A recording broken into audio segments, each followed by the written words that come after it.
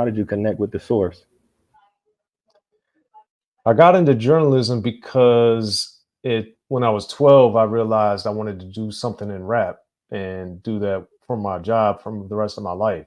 And being in Maryland and both of my parents were school teachers, I didn't have any connections to the music industry, and there was no real music industry in Maryland other than the go-go scene out of DC.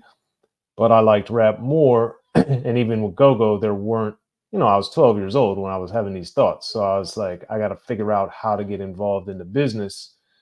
So fortunately, my parents both instilled in me a love of reading. And then my dad, in particular, read a lot of newspapers. So we lived right in between Baltimore and DC, about 20 miles from each. So we got the Washington Post, we got the Baltimore Sun, we got the Capital, which was the Annapolis newspaper, and we also got the Maryland Gazette.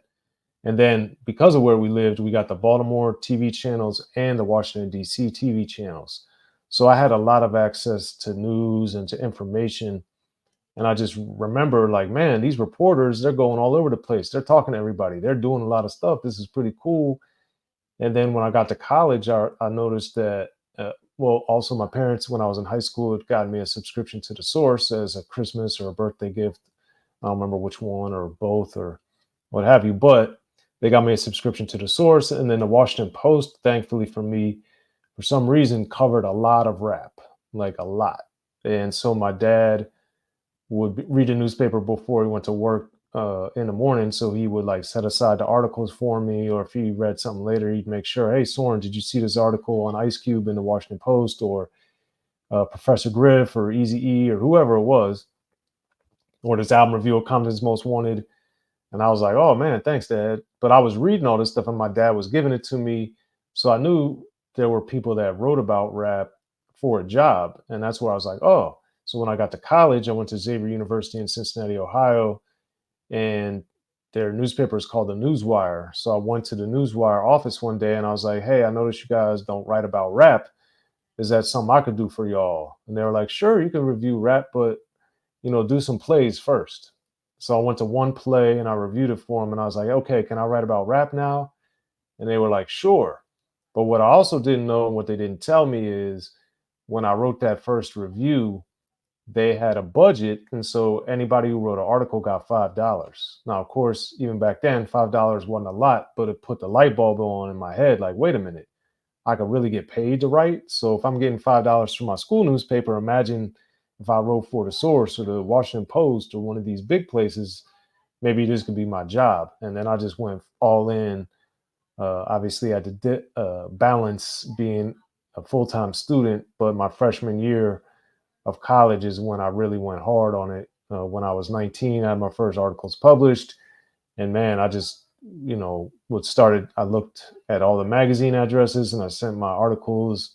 I took copies of the newspaper and I mail them to them, say, hey, this is what I can do. You let me know if I can write for you in this section or that section.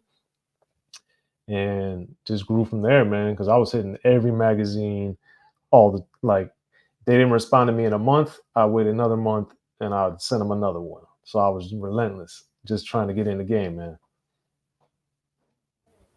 Wow, that's definitely inspiring. I gotta ask you because the source is like, arguably the greatest hip hop magazine ever. What was it like working for the source, and do you have any like your most memorable, write ups or connecting with people?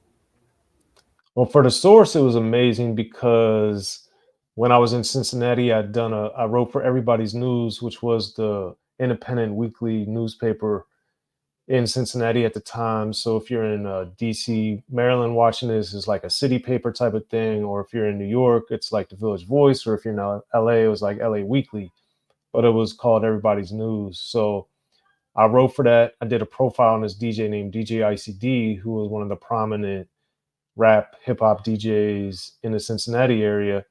And he was like, man, this article is really good, man, that you wrote on me. Have you ever thought about writing for the Source? And I was like, yeah, I've always wanted to write for the Source, of course. But he's like, oh, I know a guy that writes for the Source or works for the Source. He's going to be here. Can you come to the record store with me on Wednesday or whatever day it was? And I was like, absolutely. So he had told me, and then I just photocopied a bunch of my articles. and put them in his vanilla folder. And the guy was Usman Sam, who worked for the street promotions for the Source. And ICD introduced me to Usman, and ICD is like, "Yo, my man Soren right here, he's a really good writer. You need to have him at the Source." And Usman looked at me. He's like, "Oh, for real?" So then he's like, "Well, what you got?" And I handed him my articles, and he read them, a couple of them right there on the spot. He's like, "Yeah, man, we do need you at the Source." He's like, "Call this dude, uh, right away, or call him tomorrow. Tell him, because I'm gonna call him tonight and tell him that you're gonna be reaching out, but you need to be writing for the Source." And that's how it started. I did my first interview with 8 Ball and MJG, and that was memorable because I remember 8 Ball was on the phone and somebody in the background was talking, and he was like, "Yo, man, be quiet. I'm talking to the Source, man. I'm talking to the Source." So that was an amazing experience. And then, to be able to write for them in college was a real validation that what I was doing was working, because yes, I was getting paid, and that was a beautiful thing, to be earning some money while I was in college and needing to pay off student loans and do all this. But on top of that, it showed me, like, man, this dream is really happening and it's working. It showed the people around me, both in Maryland and in Cincinnati. I didn't really tell people other than my parents, because my dad really helped me a lot by reading almost every single one of my articles back in those days. I'd fax them to him, and he'd like give me some notes or copy editing and proofreading, or, "Oh, this doesn't make sense." But my dad would read a lot of my articles for me and help me. So very few people knew it, but they knew it when they would open up the Source and, "Oh, wait a minute. Soren writes about rap for us at the Newswire, Xavier. Now he's writing about rap for the Source. Like, he's really doing it." So I'd have people coming up to me at the lunch table all the time. People would be asking me questions. So it was an amazing experience, and something that, like I said, I always got to shout out DJ ICD in Cincinnati and Usman Sam, and Odario Strange for getting me in the mix, and really helping me out and giving me the opportunity, man. It was a blessing. Was it like the same working for the Source and Double XL? Was it similar, or was it like a totally different atmosphere? Or Working for Double XL was similar. I did a lot of writing for them when Elliot Wilson, in particular, was the editor in chief. He gave me a lot of assignments, a lot of big ones. And then I worked with some of the other people on some of the other smaller sections of the magazine. Don McClain was one, uh, Daytwan Thomas, Bonsu Thompson. So a lot of people looked out for me and gave me articles and assignments. So it was super cool. And it was similar to the Source in a lot of ways for me, mainly in the sense that I wasn't in New York. I was in Maryland or Cincinnati at the time. And then I got a job at Rap Pages. I moved to LA.